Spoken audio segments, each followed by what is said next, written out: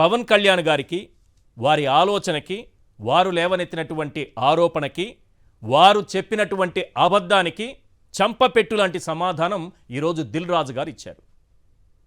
అసలు థియేటర్లు మూసేయాలి వాళ్ళ సమస్యలు పరిష్కారం కాకపోతే అనే నిర్ణయాన్ని ఎవరు తీసుకున్నారు, ఎప్పుడు తీసుకున్నారు, ఎక్కడ పుట్టింది చాలా క్లియర్గా చెప్పుకొచ్చారు దిల్ రాజు గారు.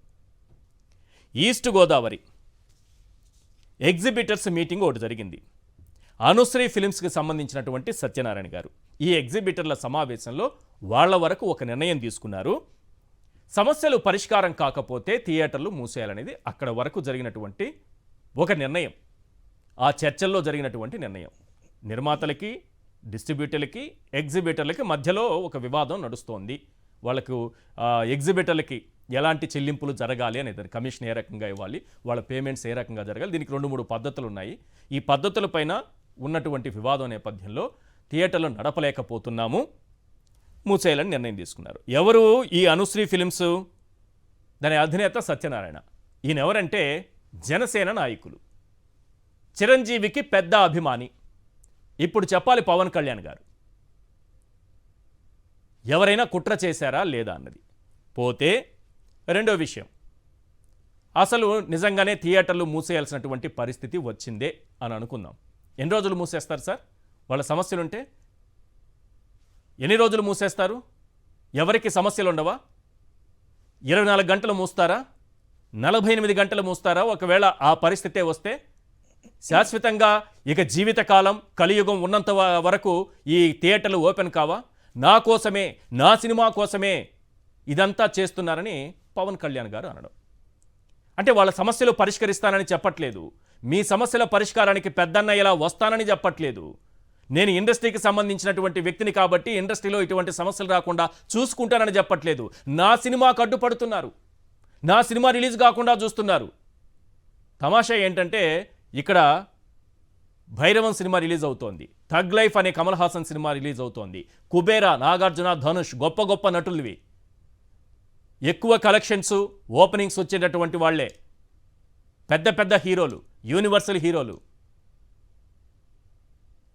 ఇలాంటి హీరోలంతా సైలెంట్గా ఉంటే నా సినిమాను ఆపడానికే, నా హరిహర విరమలను ఆపడానికే కుట్ర జరిగిపోయింది అని అంటున్నారు. సార్ నేను ఒక చిన్న విషయం చెప్తాను సినీ ఇండస్ట్రీ గురించి, అర్థం చేసుకున్న తర్వాత డిబేట్లోకి వెళ్దాం. దీన్ని సింపుల్గా చెప్తా అర్థమయ్యే భాషలో. మన టాలీవుడ్ని తీసుకుందాం ఎగ్జాంపుల్, ఇంకొక దాన్ని హాలీవుడ్ని తీసుకుందాం. టాలీవుడ్లో ప్రస్తుతం నడుస్తోంది ఒక టాప్ డైరెక్టర్, ఒక టాప్ హీరో, అంటే మరీ ఓవర్ బడ్జెట్ కాదు, రాజమౌళి సినిమాలు కాకపోతే జనరల్గా ఒక టాప్ డైరెక్టర్, ఒక టాప్ హీరో. ఆ డైరెక్టర్ రెమ్యునరేషన్ 30 కోట్లకు తక్కువ లేదు సార్, మినిమం చెప్తున్నా ఇది. హీరో 70 కోట్లకు తక్కువ లేదు. అంటే ఎంత అయింది? ఇక్కడికి 100 కోట్లు అయింది. ఇక్కడికే 100 కోట్లు ఖర్చు అయింది. ఇక హీరోయిన్, మెయిన్ ఆర్టిస్టులు, జూనియర్ ఆర్టిస్టులు, ఆ క్రూ మొత్తం 24 క్రాఫ్ట్స్, వీళ్ళందరికీ సంబంధించి సినిమా పైన పెట్టే, వాళ్ళకి ప్రతిరోజు పెట్టే ఖర్చు, ఇవన్నీ ఎంత ఉంటుందో ఆలోచించుకోండి. అంటే ఓవరాల్గా ఒక సినిమాకి 100 కోట్లు, ఎగ్జాంపుల్ చెప్తున్నా, 100 రూపాయలు ఇంకా ఈజీ అవ్వాలంటే 70 రూపాయలు వీళ్ళ రెమ్యునరేషన్కి వీటికే వెళ్ళిపోతే 30 రూపాయలతో మనకు సినిమా తీసి చూపిస్తున్నారు. అంటే ఏం క్వాలిటీ ఉంటుంది సినిమాలో? మనకు 100 రూపాయల సినిమా అని చెప్తున్నారు, లేదా ఇంకా అర్థం కావాలంటే 100 కోట్ల బడ్జెట్తో తీసిన సినిమా అంటున్నారు. ఇందులో 70 కోట్లు పూర్తి స్థాయిలో 70% వీళ్ళ రెమ్యునరేషన్లకు వెళ్ళిపోతే హీరో, డైరెక్టర్, మ్యూజిక్ డైరెక్టర్, పెద్ద ఆర్టిస్టులు, మిగతా ఆర్టిస్టులకి అందరికీ వెళ్ళిపోతే, టెక్నీషియన్స్కి వెళ్ళిపోతే మనకు వచ్చేటటువంటి క్వాలిటీ 30% మాత్రమే సినిమా క్వాలిటీ. అంటే 30% సినిమా పైన ఖర్చు పెట్టి 70% రెమ్యునరేషన్లకు ఇస్తున్నారు. హాలీవుడ్లో ఒక 1000 కోట్లతో సినిమా తీస్తే కేవలం 30% రెమ్యునరేషన్ ఇవ్వబోతుంది. 70% టెక్నికల్ వాల్యూస్తో గొప్ప చిత్రాలు వాళ్ళు అందిస్తున్నారు. మనకి ఎటువంటి టెక్నికల్ వాల్యూస్ లేని లో బడ్జెట్ సినిమాలు తీసినట్టుగా పేరుకేమో 100 కోట్ల బడ్జెట్, తీసేదేమో 30% డబ్బుతో తీస్తారు సినిమా. మిగతా హీరో, డైరెక్టరు, మ్యూజిక్ డైరెక్టర్లు కూడా పెద్దగా లేవులేండి. ఇప్పుడు హీరో, డైరెక్టర్కే వెళ్ళిపోతుంది మొత్తం.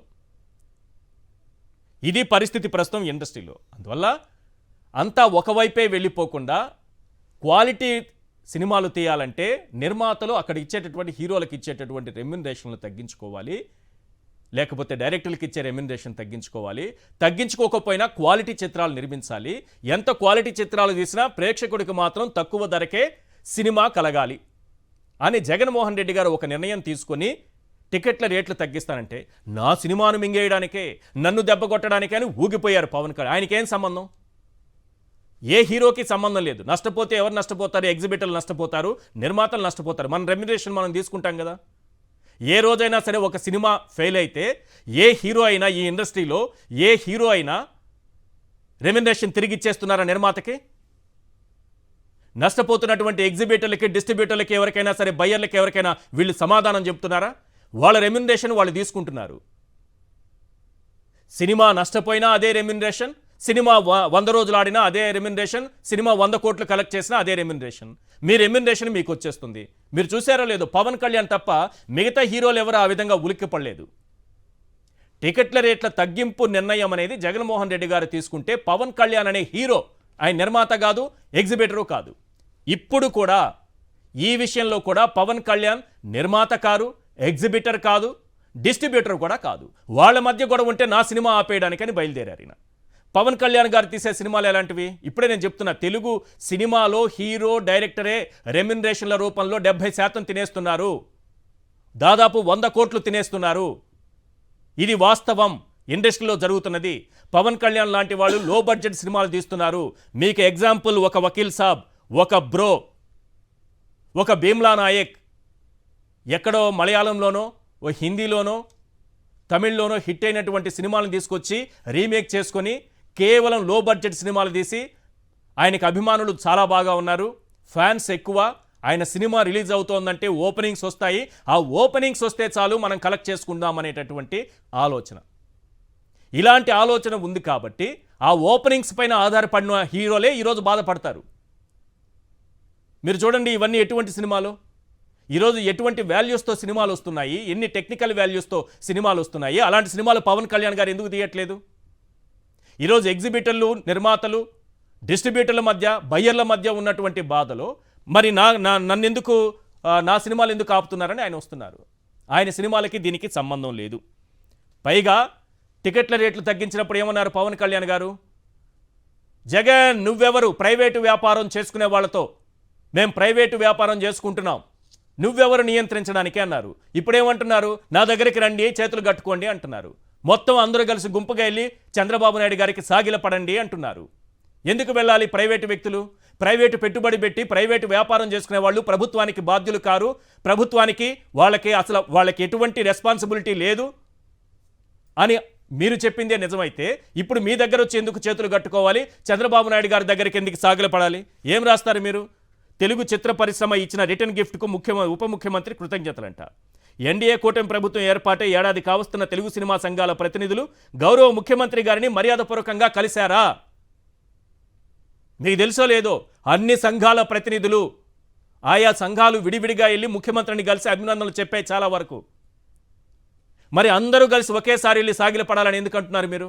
మరి అదే జగన్మోహన్ రెడ్డి గారు ముఖ్యమంత్రిగా ఉంటే ఇలా మాట్లాడలేదే?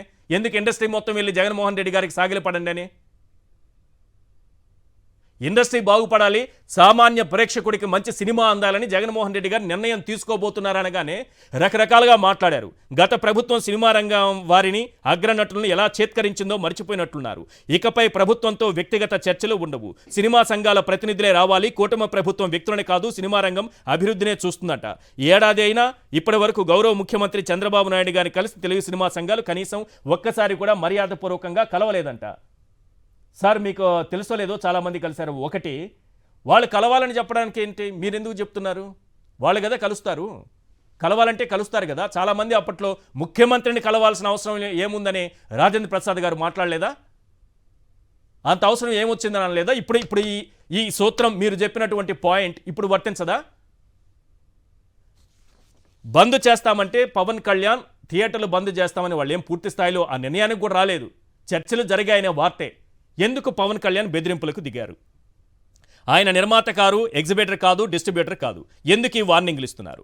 కమల్ హాసన్, నాగార్జున, ధనుష్, విజయ్ దేవరకొండ లాంటి హీరోలు గుండెలు బాదుకోకపోతే, వాళ్ళెవరు వార్నింగ్లు కూడా ఇవ్వకపోతే, ఒక్క పవన్ కళ్యాణ్ మాత్రం ఎందుకు వార్నింగ్లు ఇస్తున్నారు? చంద్రబాబుకు సాగిలపడాలని ఎందుకు హెచ్చరిస్తున్నారు? ఇండస్ట్రీ తనని నెత్తిన పెట్టుకోలేదని పవన్ అహమేమైనా దెబ్బతిందా? మొత్తం ఇండస్ట్రీ తన చెప్పు చేతుల్లో ఉంటుందని ఆయన కలలుగన్నారా? కాపుల ఆత్మగౌరవాన్ని తాకట్టు పెట్టినట్టుగా ఇండస్ట్రీని కూడా తాకట్టు పెట్టాలని చూశారా? అది జరగకపోవడంతో అహం దెబ్బతిందా? అసలు ఎగ్జిబిటర్లు బంద్ చేస్తామంటే పవన్కు ఎందుకు ఉలికిపాటు?